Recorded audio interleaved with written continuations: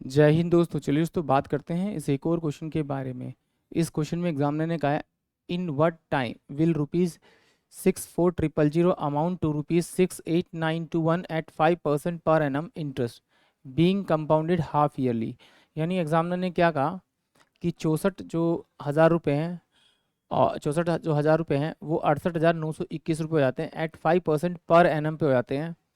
Interest being compounded half yearly, यदि interest जो है कंपाउंडेड हाफ ईयरली हो तो 64,000 रुपये जो है 68,921 रुपये हो जाते हैं। तो एग्जामिनर पूछ रहा है कि वो कितने साल में 68,921 रुपये आते हैं। तो पहले एक बात समझिए यहाँ पर कि ये जो वन वन बाय में 2 ईयर दे रखा है, तो क्या मैं इसे ऐसे लिख सकता हूँ 3/2 ईयर। ये क्या है, मेरा ईयरली है। और अगर मैं इसे 2 से मल्टीप्लाई कर लूँ तो ये मेरा हाफ ईयरली में कितने ईयर कंसिडर होंगे? 1.5 साल, 3 साल। यहाँ पर मेरे पास में 2 ईयर दे रखे हैं, और अगर मैं इसे हाफ ईयरली कंसिडर करूँ तो ये कितने हो जाएंगे? हाफ ईयरली 6 6 महीने के, नहीं 4 साल। इसको अगर 2 से मल्टीप्लाई करूँ तो ये हाफ ईयरली में ईयर कंसिडर होंगे मेरे कितने? 6। तो सेम 2 दूनी 4, एक 5/2 इंटू में 2 से मल्टीप्लाई करूँ तो 5 ईयर कंसिडर होंगे ये हाफ ईयरली यानी 6 6 महीने के। तो हम इन्हीं लॉजिक को यूज करेंगे ताकि आपको इधर से जाने में उधर और उधर से जाने में इधर कोई दिक्कत ना हो। चलिए देखते हैं। यहां पर देखिए इसने क्या दे रखा है आपको, ये 64,000 रुपये दे रखे हैं और हो कितना जाता है? 68,921। अब देखिए इसने क्या बोला है कि ये जो 64,000 जो रुपये हैं वो 68,921 रुपये हो जाते हैं। ठीक है, अब वहां पर देखा है कितना कितना जाते हैं? 68,921। वो कह रहा है 5% जो है ईयरली है, तो वो हाफ ईयरली पे वो इतने होते हैं। तो पूछ रहा है कि वो कितने साल लगेंगे। तो कोई बात नहीं, आप देखिए यहाँ पर मुझे पहली बात दिखा रहा है 40 का क्यूब दिखा रहा है। तो मैं इसे 40 का क्यूब कर देता हूँ और इसका 40 का क्यूब कर देता हूँ। तो ये मेरे पास, सॉरी, इसका क्यूब कर देता हूँ तो ये मेरे पास आ जाएगा 40, और ये मेरे पास कितना आ जाएगा? 41। अगर मैं इन दोनों का डिफरेंस निकालूं तो डिफरेंस कितना आ रहा है मेरे पास में? आपका डिफरेंस कितना आ रहा है मेरे पास में? 1 अपॉन में 40 इंटू में 100 करता हूँ इसको, 100। और 100 करने के बाद में मैंने इसको इससे काटा, इससे इसको काटा, तो ये 5/2। ये क्या है? Rate of interest half yearly into में, अगर से मैं डबल करूंगा तो ईयरली आ जाएगी। डबल करते ही मेरे पास 5% आ गया, यानी कि जो मैंने फॉर्मूला लगाया वो करेक्ट है। इसका मतलब है ये 3 ईयर होंगे। कौन से? 6 6 महीने के। तो 6 6 महीने के 3 ईयर होंगे, यानी कि टोटल 18 महीने होंगे। और 18 को मैं 12 से डिवाइड करूंगा तो 6 × 18 और 6 दूनी 12, यानी 3/2 ईयर, यानी कि 1/2 ईयर।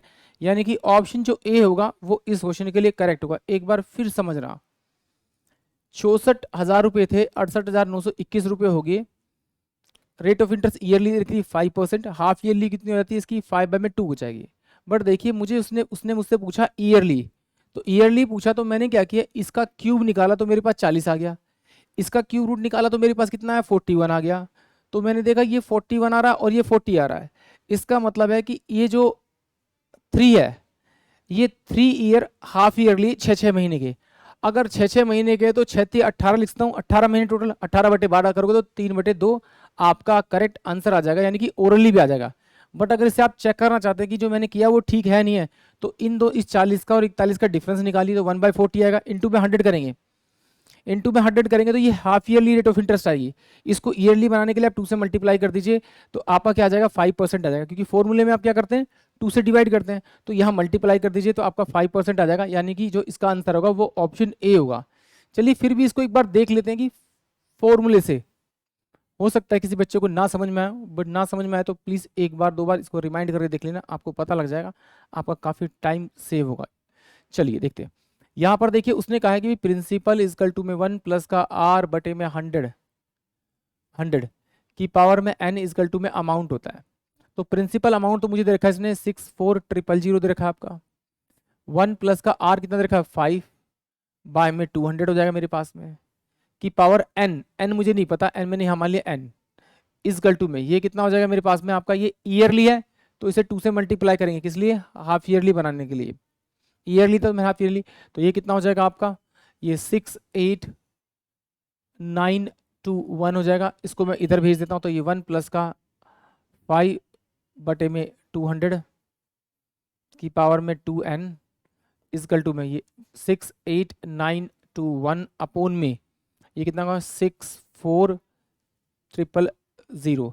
तो इसको सॉल्व करेंगे तो ये कितना का 5 और 5 चौक 20, तो ये कितना हो जाएगा 41 बाय में 40 की पावर में आपका 2n हो जाएगा इजकल टू में।